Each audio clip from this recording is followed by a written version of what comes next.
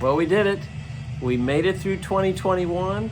Many of you, I'm sure, are ready to put that year behind us, and I'm always excited about a new year, new opportunities, and things that God has for us.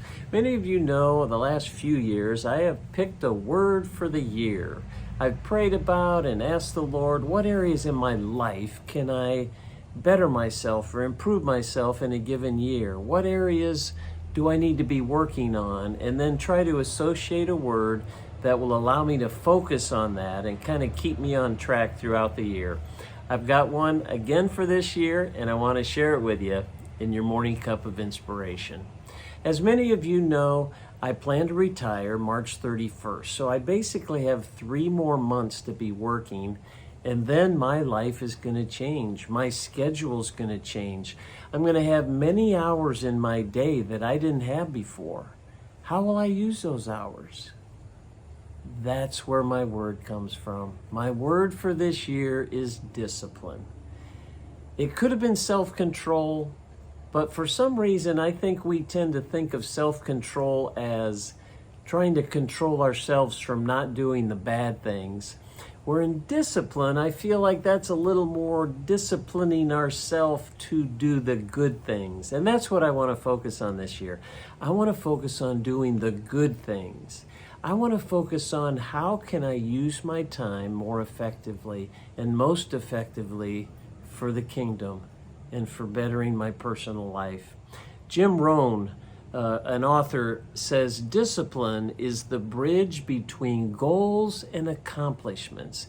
We can set goals all day long, but if we don't have the discipline needed, we won't accomplish those goals. We won't accomplish anything.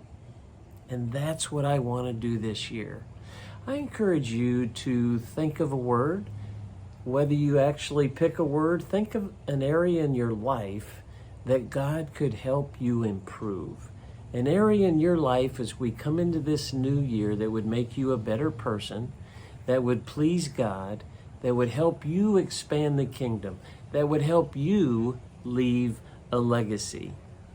I'm reminded of 2 Timothy 1:7, which says, "For God did not give us the spirit of timidity, but a spirit of power, of love, and of self-discipline."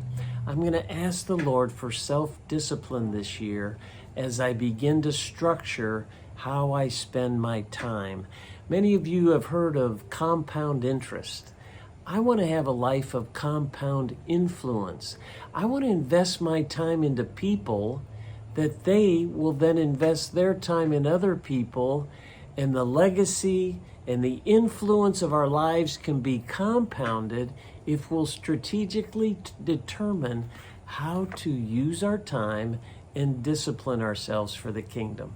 So that's what I'm jumping into 2022 for. I pray you'll join us for the journey. It's been a pleasure. God bless. Thanks for joining me for that morning cup of inspiration, and we'll see you next time.